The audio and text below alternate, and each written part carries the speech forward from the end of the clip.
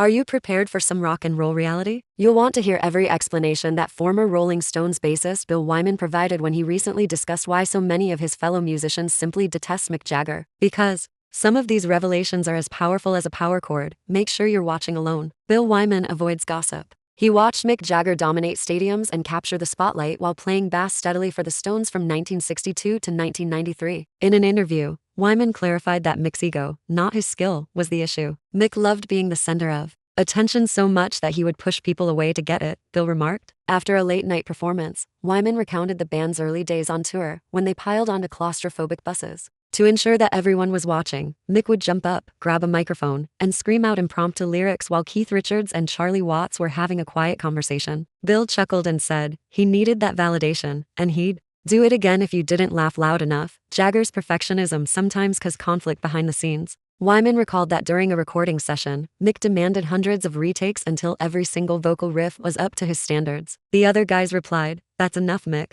but he persisted. "We stayed there until dawn," Bill recalled. Although producers occasionally supported the other members of the band, Mick's popularity typically prevailed. Mick's personal style was equally as important as his work habits. He and Charlie Watts, according to Bill, were a grounded couple who were quiet, kind, and full of self-deprecating humor. In contrast, Mick was a drama queen. According to Wyman, the leader once threatened to call off an entire tour leg because his favorite jam was not brought by the catering staff. Bill acknowledged that it felt petty. However, that was just Mick being Mick. Other rockers also took notice. Wyman referred to fellow legends Paul McCartney, Eric Clapton, who privately grumbled that Jagger treated bandmates like props on his personal stage. Bill remembered that they would say, "Play what I tell you, or I'll drop you." It's understandable why some of us discreetly checked out. Wyman isn't entirely critical though. He admitted that a major factor in the Stones' success is Mick's showmanship. According to Bill, he created a persona roaring, unstoppable Mick Jagger that people came to see, and Mick had excellent musical intuition, even when his ego flashed.